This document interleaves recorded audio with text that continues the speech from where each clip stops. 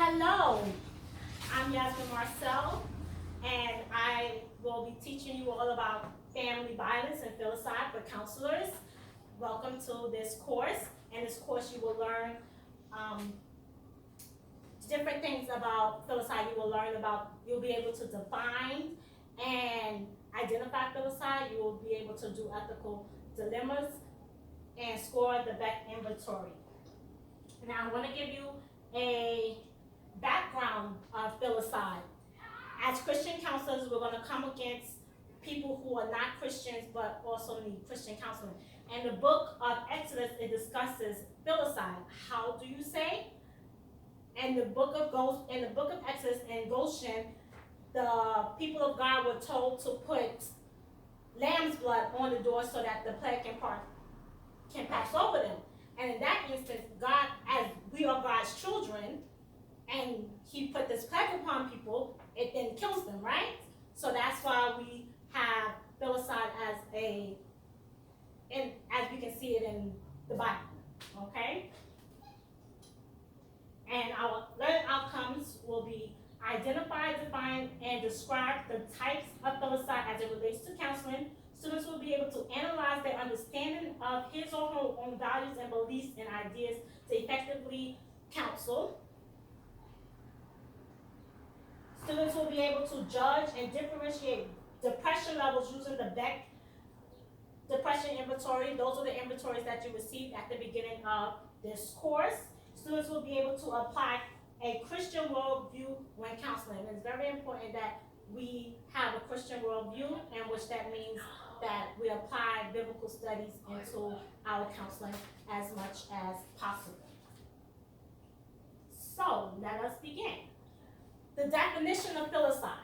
Filicide means a murder by a parent or guardian or caregiver that happens to a child under the age of 18. And it's important because as caregivers and as parents, we want to be able to be aware of who we're leaving our children to and in which order.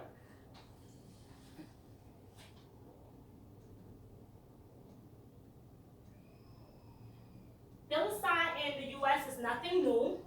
It's nothing new. It happens all over the world. However, in the U.S., filicide is something that happens 8 per 100,000 children per year.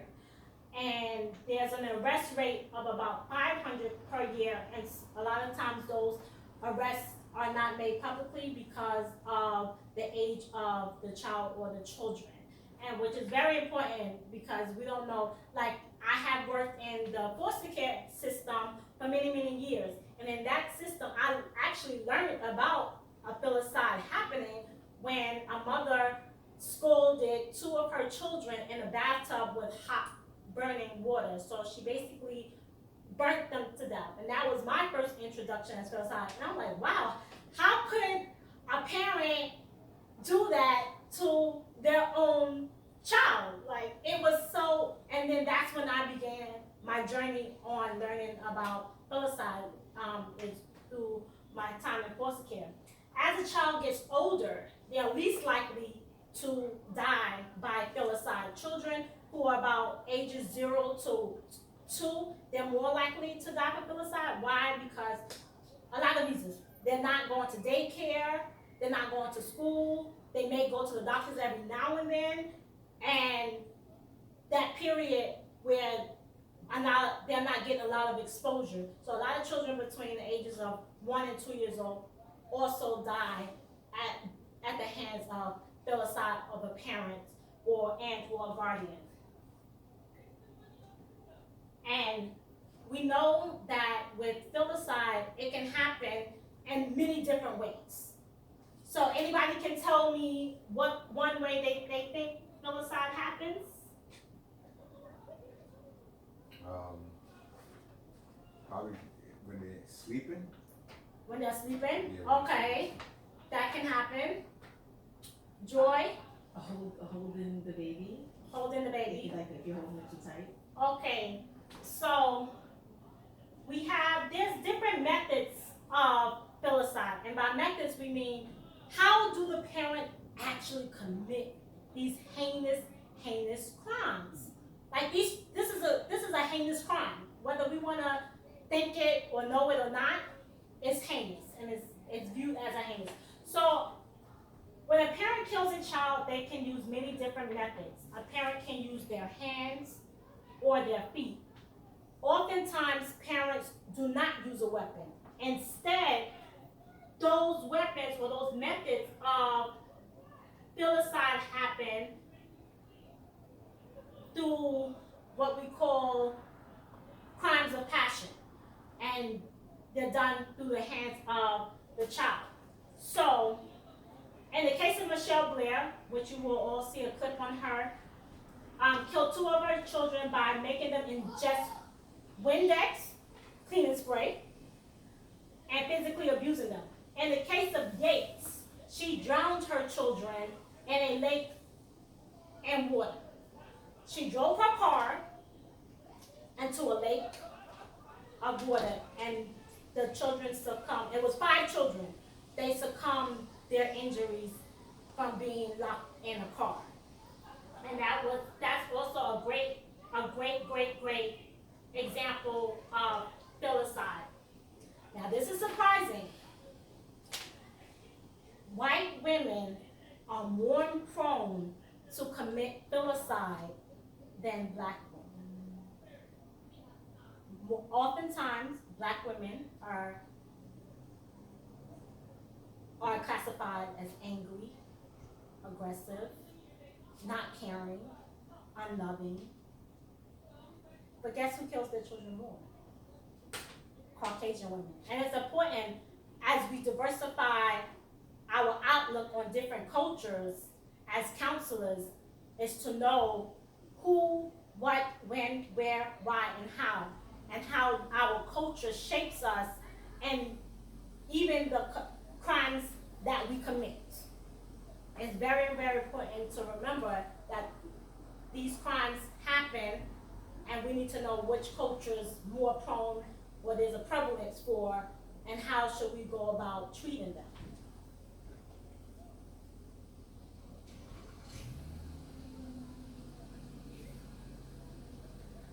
So, with that being said, there's many different types of filicide. This is my favorite part, because I absolutely love filicide. Altruistic filicide happens when the parent kills the child because it is perceived as the child's best interest. Let that sink in. The child's best interest. As parents, myself as a parent, I'm not sure if you guys are parents, but myself as a parent, how do I determine the best interest of my child? The altruistic interest of my child. How would I determine that? There's no determine that. We say we want to do what's in the best interest of our children, but why would we kill them out of their best interest? What would that look like? Acts associated with parental suicidal ideation. The parent believed that the child will be left in a cruel world during their own suicide. During their own suicide. So a parent who is suicidal will kill their own child first in their best interest first before actually killing them. And then a lot of times, that parent don't even succeed in killing themselves. So that child has now died by the parent's suicidal ideation, and the parent is still alive. How does that happen? How does that happen? That acts meant to relieve the suffering of the child. For example, the child's disability, either real or imagined by the parents. A lot of parents with Munchausen syndrome, this is their method. They want to end the child's suffering. This child has cancer. This child has HIV/AIDS. This child got a broken leg. I just want to end their suffering. So what do? I go out and I kill them with one of my methods, whether it's through strangulation, whether it's with my hands, my feet, or a weapon like a knife or a gun. That happens. And it happens to relieve the child's suffering. I don't think any child is that in suffering where the parent can say, out of their own best interest, we're thinking about the child's best interest and committing these filicides.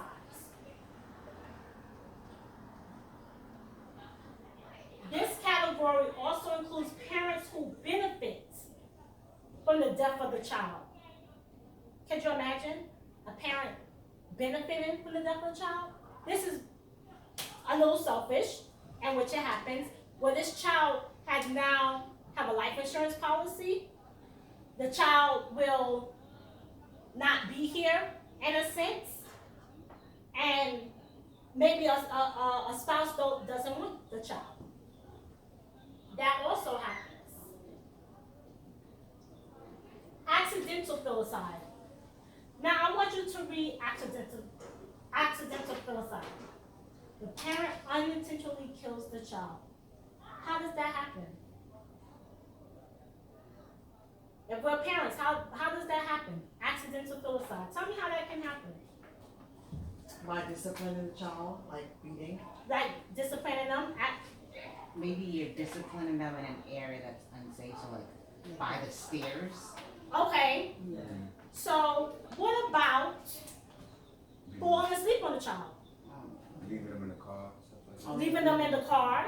That's a good one. And easily falling asleep on the child. That's accidental.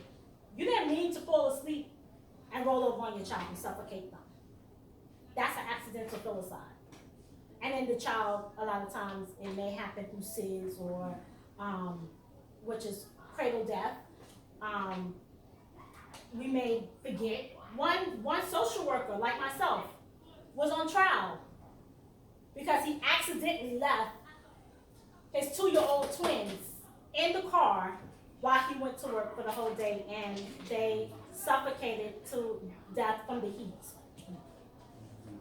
Accidental filicide. Let that sink in for a little while, because it happens. Spousal revenge filicide. The parent kills the child as a means of exacting revenge upon the spouse, perhaps secondary to infidelity or abandonment. You got a man. Soraya, you got a man. He don't want the baby. He don't want no kids around. What happens? Spousal revenge starts. It happens. Oh, if you want this child, then you're gonna have to take it from me dead. That's a quote that I have heard in my research. You want this child, you have to take it from me dead. Spousal revenge, filicide. Or even the case that, or something that recently happened, you know, a girl, she found out her man was married and she had her child in the front seat with her driving. That's kind of like a filicide. Yes, Yeah. because you can get into an accident Yeah. and then the child dies. But that's because you and your spouse are spatting Yeah. over something that is irrelevant to the child. Because the child don't know and the child don't care. Yeah. So the child got to suffer for you two spatting. Doesn't make sense now, does it?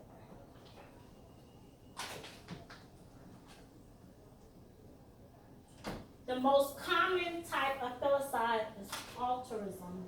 The least common is spousal filicide. Spousal is one we just talked about between two people who are spatting against, or i.e. family court. I'm gonna take you to court. Spousal revenge filicide. Because I'm gonna take you to court, you're not gonna get this child because I'm gonna kill it first. And now we're in family courts. Because we don't know how many other children are affected by this. So we have the most common and the least common. Craig, what are your thoughts on filicide?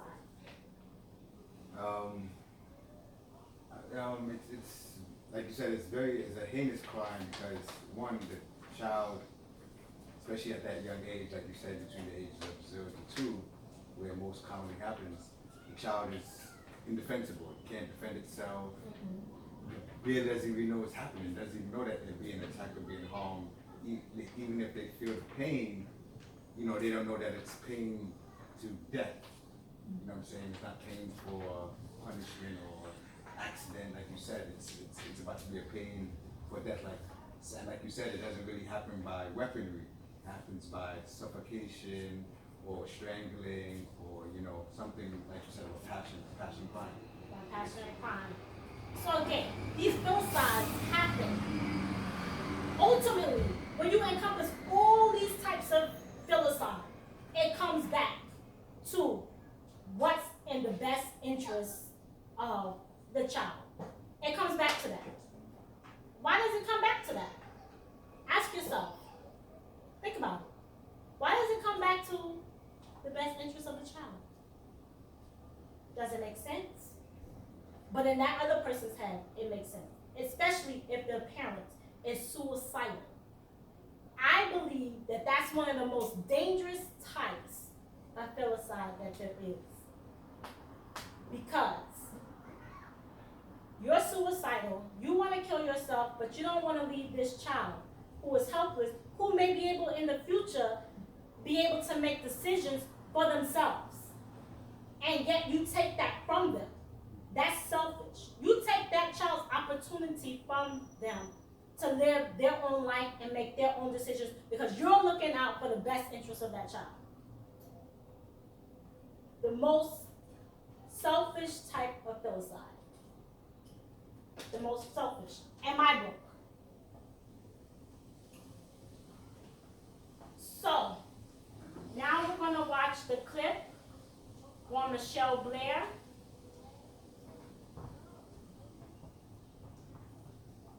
And remember, Michelle Blair is a black woman in the state of Michigan who murdered 2 of her children due to allegations of molestation from the older children to the younger children.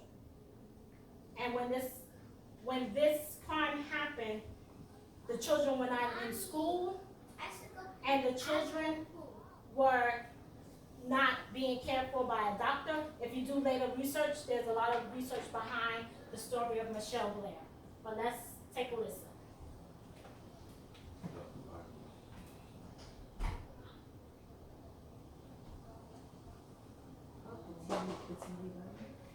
Yeah.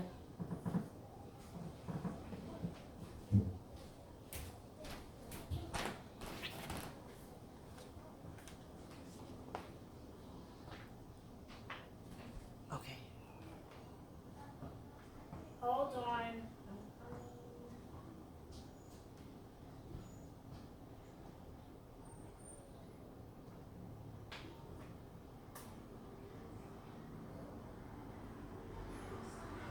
First at 6, the confession. Mom charged with killing 2 of her kids, spilled everything to police. Beatings, torture, and murder. She admitted to it all, and we do have to warn you, it is graphic and hard to hear. 7 investigator Jim Kirshner is here now with details only on 7. Yeah, just when we thought we've heard it all, this is very, very tough to take. An 8-page confession, handwritten. It is Michelle Blair's story, and her reasoning is twisted and beyond. She's also said this, confessed in court. That's Michelle Blair in court last Thursday, where the state is asking the judge to terminate her parental rights to 2 living kids, a 17-year-old daughter and an 8-year-old boy. In her confession, she says she killed 15-year-old Stony Ann Blair and 8-year-old Stephen Barry because they were harming her youngest son since he was in diapers. She said she asked the kids more questions and then, quote, "I went back upstairs and started punching Stephen till he said he would tell the truth. How long has Stephen been in the freezer? I want to say 2 years. How long has Stony been in the freezer? About 1 year. She died May 25th, but I don't remember the year. It's a blur. When did Stephen die? August 30th, maybe 2012. In court last week, Blair said Stony had been harming her youngest son, had put poop on his head. Back to the confession, quote, "What exactly did you do to Stephen? Punched everywhere. I choked him. I kicked him. and she described scalding him with hot water in the bathtub. She said he died about a week later and that it was witnessed by 2 kids. The confession continues. At any point did you contact the police? Yes, just to give them, the kids, a scenario about what would happen. If one sibling is abusing another, they would go to juvenile. Did you call for medical assistance? No. Why not? Because I was scared. After you finished holding him, what did you do with Stephen's body? I wrapped him in his favorite Paul Frank comforter with monkeys on it and put him in the freezer. Did the other kids see you do that? Put Stephen in the freezer? No. What did you do with your daughter, Stony? I punched her so hard because she was still doing that to the youngest son. The confession moves through time and details are too gruesome for TV. Did she stop breathing at some point? Yes, that's what did it. That's what I did to kill her. Did anyone else witness this? No. What did you do with the body, Stony's body? I put her in the freezer on top of Stephen. I didn't wrap her with anything. She later showed the living kids the bodies in the freezer. What was their reaction? The daughter was crying a lot. The son, who is now only 8, was just looking at me and said, "You're going to be in trouble." The confession was signed Michelle Blair at 6:51 p.m., about 8 hours after her arrest on March 24th. Now, she also said in this, she told anyone who asked about the missing kids that they were living with her aunt, and she told Detroit Public Schools that she dropped them from school because she was moving out of town. So, I mean, it's just horrible to hear, to think that an 8-year-old is saying, "Mom, you're gonna be in trouble." She has more sense than mom. I mean, but what happens next in this case? Well, 2 things. She's back in court tomorrow. It's that ongoing custody case. The state wants to terminate her parental rights for her 2 living kids, and she's back in court in a couple of weeks on the criminal case. And the issue first off is she mentally competent to stand trial? Jim Krishner, thank you. So, after viewing the clip on Michelle Blair, I see you all like processing what you just saw. It was a lot to intake. It was a lot to intake. And that's just the surface. That's just the surface. In my research, I found that she not just suffocated the kids and put them in hot water, she also poisoned them. She poisoned them through Windex and through other household items, bleach. She also poisoned her kids. How is that in the best interest of the child? Why? Because it was alleged that 2 of the children were molesting the youngest child. Do anybody feel like Michelle Blair could be remorseful for her actions? I don't think she can be remorseful, but if you really look at the video, it said that I think it was the son, the 8-year-old son, she beat him until he told the truth. I mean, at that point, you're not giving it. If a kid says no several times and then you continue to beat them senselessly, then they're gonna say the opposite of what they're gonna say, so you can stop. So she beat him so badly that even if he didn't do it, I mean, he had no choice but to say he did do it because she was just beating him senselessly. Okay. Thank you, Soraya, for your feedback. So, our next issue, ethics. As counselors in training, you guys are going to read the Code of Ethics like it's the Bible. You were asked before this presentation for this class just to review the Code of Ethics, because you've had the Code of Ethics throughout your training and throughout your classes. The Code of Ethics is what we live by. So after reviewing the clip on Michelle Blair, although it was brief, it gave a lot of information. Christian counselors, in an instance like this, we're going to face dilemmas. Dilemmas are problems that we have a hard time solving. How do we solve our problems? As counselors, we go through the Code of Ethics. The Code of Ethics. Craig, when watching the clip on Michelle Blair, what code of ethics came to mind for you?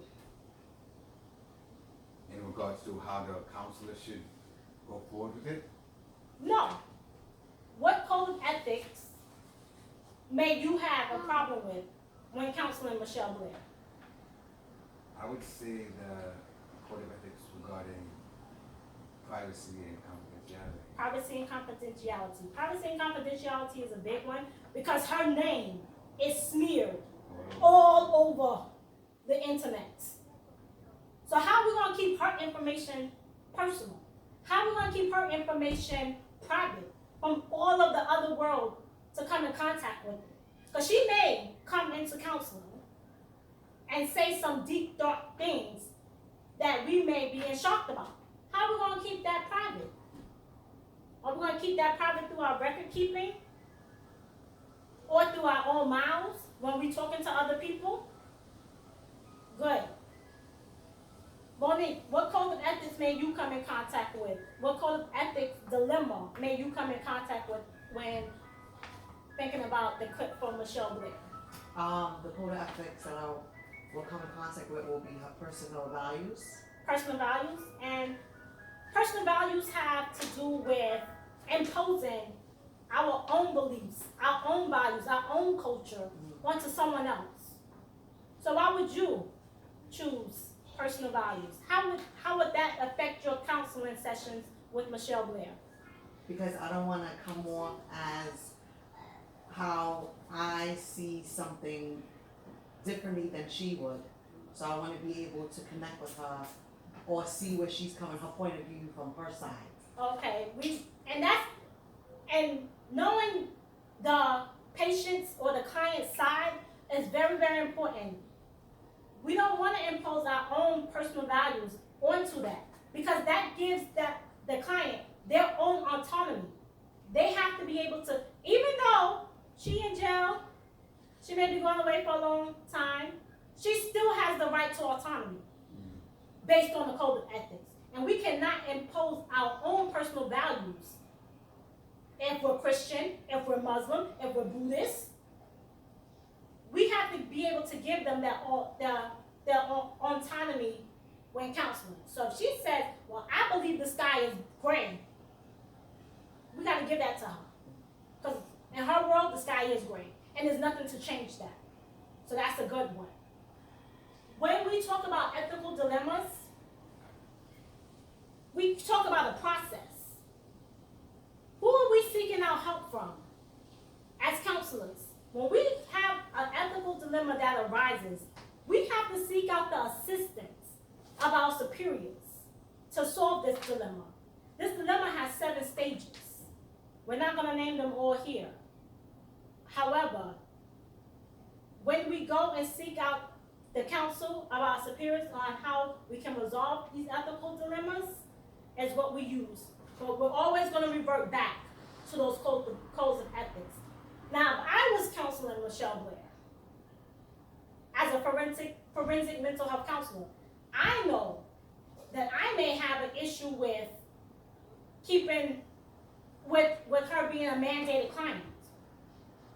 That's just my own ethical dilemma that I identified was having her as a mandated client. Because with mandated clients, it's like, oh, I don't want to be here. Why I gotta be here? It's much attitude. I gotta go through so much just to get a breakthrough. So I'm gonna have an issue with her being a mandated client. I don't want you here just as much as you don't want me here. But guess what? We're here together.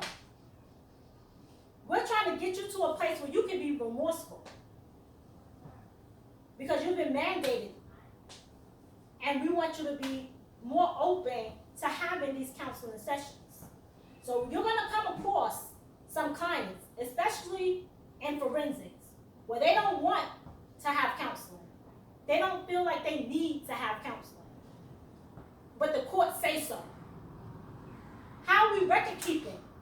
Because our privacy also stipulates what we're releasing to the courts, although she's a mandated client. So you got client privilege. What do you call it? Privilege. It's just privilege. Yeah, privilege. Yeah. So that happens. That happens. So what do we keep?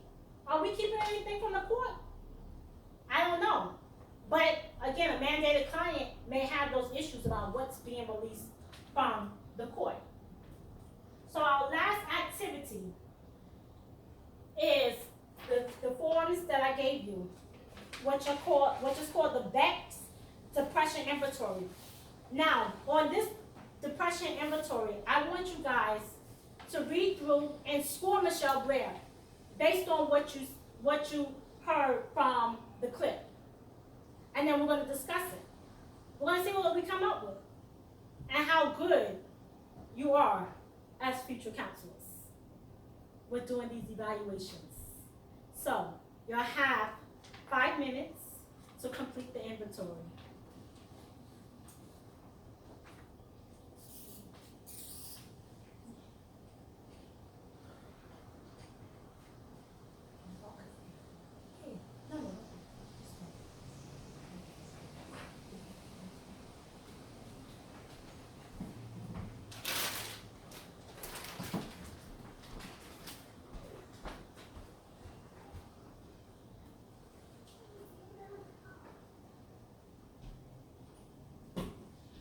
This is based on video. Yeah, based on what you see from the video.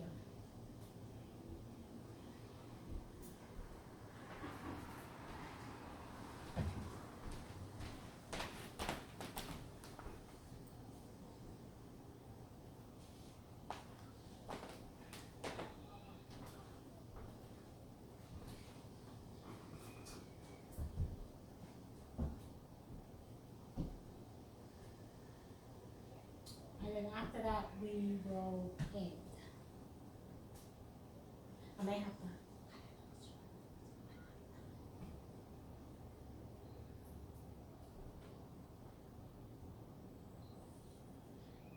So I'm going to give you guys about 2 more minutes.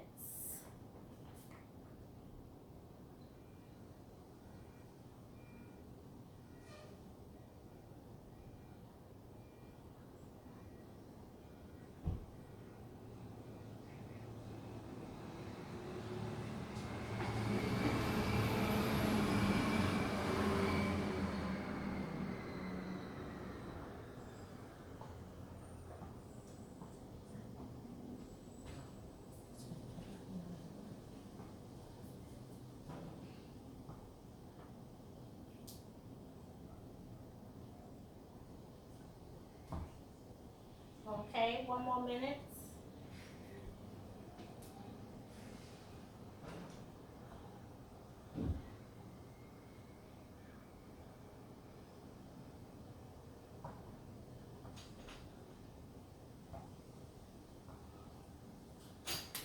All right. So, how was it?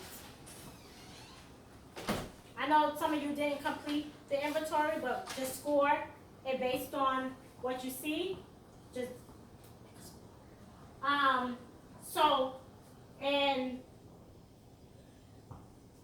Monique, what did you score Michelle and based on the Beck inventory? Based on my up there, Yes, I score her 40, extremely depressed. extremely depressed. Yeah. Michelle can be extremely depressed. Why? Because she had known that 2 of her children were being molested. Yeah. And that could have been traumatic for her and very depressing.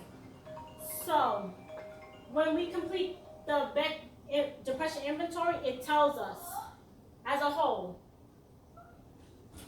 how depressed a person is and what level of services they may need. So, at this point, we're gonna do our wrap up, and in our wrap up, we're just gonna closely reflect on what we learned today. We're gonna reflect on what we learned today. Joy, what did you learn today? I learned that filicide can happen most commonly to children. I learned that filicide can happen most commonly to children between the ages of 0 to 2 because they don't go as much place as other children, and they're with mommy and dad. They're with the parents a lot, and yeah, they're just more dependent. Okay, so that concludes our our session for today, and I thank all of you for your participation. Thank you.